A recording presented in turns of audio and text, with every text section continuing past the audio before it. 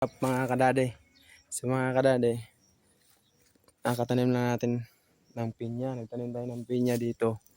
Kasi ito yung bahay na amo ko. Tanim tayo ng pinya dito. Tapos, ito ko sa inyo. Ayan o, tanim ko pinya. Nakatanim ko lang ngayon. Ito gamit ko.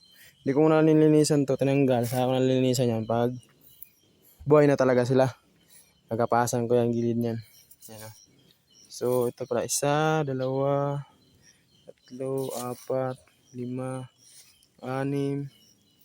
7, 8, 9, bali 10. So nagtanim ako nung nakaraang araw ng balanghoy, kamuting kaya So may na pala siya, may pasibol na mga kadade. Sumibol na yung dahon niya. So dito 12 piraso itong mga kadade. So ayan na yung ibang mga kadade. Ayan tumubo na pa mga kadade. Ayan kita nyo. Tapos dito din mga kadade, mayroon na din yan mga kadade. Dalawa dito. Tapos dito din mga kadade, may isa. So, umubo na yung niya. Yung dahon niya. Ayan mga kadade. Ayan, kita nyo. Ayan pa Tapos dito mga kadade, mayroon din mga kadade. Kapasibol pa lang Ayan maliit.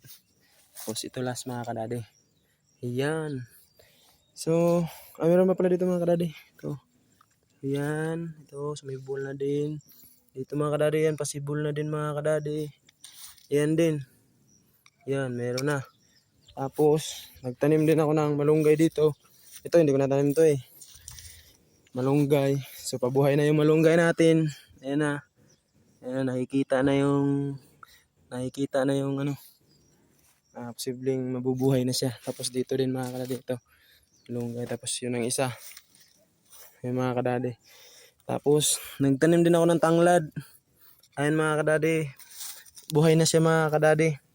Yung tanglad, buhay na. Bali 3 pala ito mga kadade. Yan mga kadade buhay na. Yung isa. Yan. Buhay na yan mga kadade.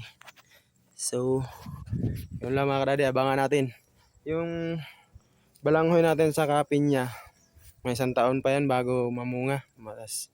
Magkaunod yung balanghoy natin. So, yun lang mga kadade.